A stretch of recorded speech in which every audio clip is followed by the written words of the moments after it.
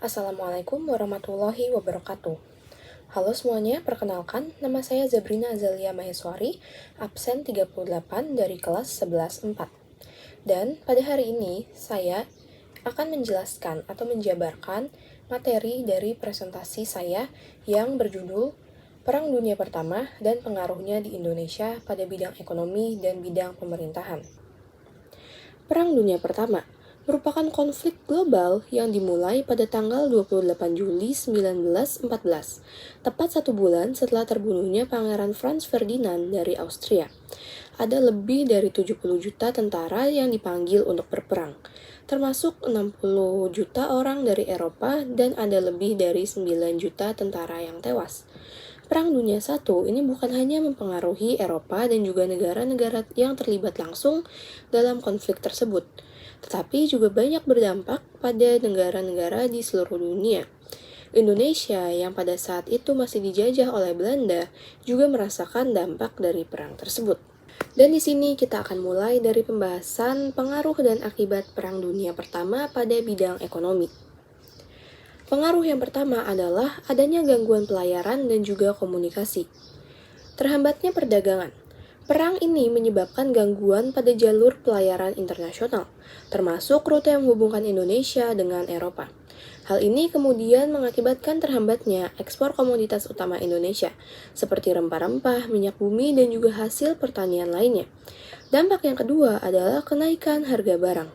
Dengan terganggunya rantai pasok, ketersediaan barang-barang impor di Indonesia menjadi terbatas.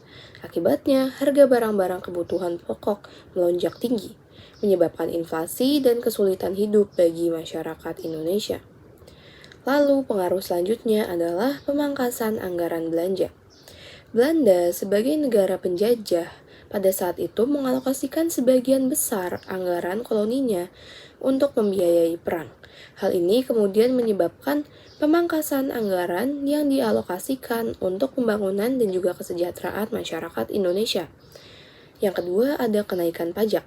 Untuk menutupi terjadinya defisit anggaran, pemerintah kolonial Belanda meningkatkan beban pajak bagi rakyat Indonesia.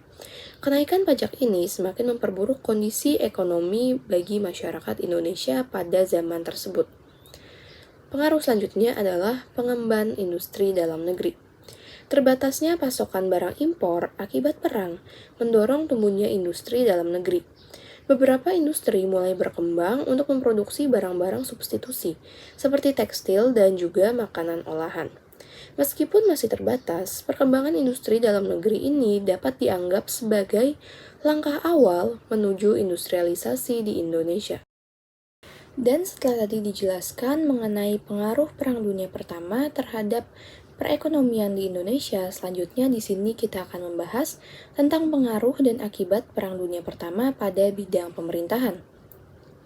Dimulai dari yang pertama, yaitu adalah kelemahan pemerintahan kolonial. Belanda yang pada saat itu adalah sebagai negara penjajah harus mengalihkan perhatian dan sumber daya yang besar untuk menghadapi perang di Eropa. Hal ini kemudian menyebabkan pengawasan terhadap penjajahannya, termasuk Indonesia, menjadi longgar. Kelengahan Belanda ini kemudian dimanfaatkan oleh para pergerak nasional untuk memperkuat organisasi dan juga memperluas pengaruhnya. Mereka memanfaatkan kesempatan ini untuk menyebarkan ide-ide nasionalisme dan melakukan berbagai aksi perlawanan. Pengaruh yang kedua adalah perubahan kebijakan pemerintahan. Dalam upaya untuk memenangkan hati rakyat Indonesia dan mendapat dukungan dalam perang, pemerintah kolonial Belanda melakukan sejumlah liberalisasi politik. Hal ini tercermin dalam pemberian kesempatan yang lebih luas bagi orang Indonesia untuk terlibat dalam pemerintahan dan organisasi politik. Untuk memenuhi kebutuhan perang, Belanda juga meningkatkan eksploitasi sumber daya alam di Indonesia. Hal ini memicu kemarahan dan ketidakpuasan rakyat Indonesia. Pengaruh yang ketiga adalah penguatan pergerakan nasional. Selama perang, berbagai organisasi pergerakan nasional tumbuh subur. Organisasi-organisasi ini berperan penting dalam menyebarkan ide-ide nasionalisme, menggalang massa, dan melakukan perlawanan terhadap penjajahan.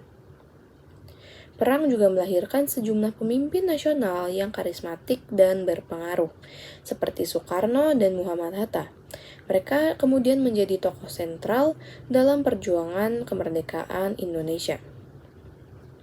Pengaruh selanjutnya adalah perubahan tatanan nasional. Kemenangan Sekutu dalam Perang Dunia I dan runtuhnya beberapa kerajaan besar di Eropa memicu gelombang nasionalisme di seluruh dunia, termasuk di Indonesia sendiri. Ide-ide tentang kemerdekaan dan persamaan hak semakin menguat. Perang Dunia I juga membawa masuk ideologi-ideologi baru ke Indonesia, seperti komunisme dan sosialisme. Ideologi-ideologi ini memberikan alternatif bagi gerakan nasional Indonesia. Dan sini juga ada akibat jangka panjang terhadap bidang pemerintahan di Indonesia. Dan di sini juga ada akibat jangka panjang dari Perang Dunia Pertama terhadap Indonesia baik dalam bidang perekonomian maupun bidang pemerintahan. Akibat jangka panjang yang pertama adalah mempercepat nasionalisme. Kondisi ekonomi yang sulit akibat perang mempercepat tumbuhnya kesadaran nasional dan juga semangat perlawanan terhadap penjajahan Belanda. Yang kedua adalah perubahan struktur ekonomi. Perang mendorong terjadinya perubahan dalam struktur ekonomi Indonesia, yaitu mulai bergesernya perekonomian dari sektor agraris menuju sektor industri, meskipun masih dalam skala yang terbatas. Yang ketiga adalah ketergantungan ekonomi. Meskipun mendorong pertumbuhan industri dalam negeri, Indonesia tetap berada dalam posisi yang sangat bergantung pada pasar internasional. Yang keempat adalah perubahan sistem pemerintahan setelah kemerdekaan. Indonesia membangun sistem pemerintahan yang baru berdasarkan prinsip-prinsip demokrasi. Pengalaman selama masa kolonial dan perjuangan kemerdekaan menjadi pelajaran berharga dalam membentuk negara yang merdeka. Oke, dan itulah penjelasan dari saya mengenai Perang Dunia Pertama dan juga pengaruhnya di Indonesia dalam bidang ekonomi dan juga bidang pemerintahan. Mohon maaf jika ada salah kata, selebihnya mohon maaf. Wassalamualaikum warahmatullahi wabarakatuh.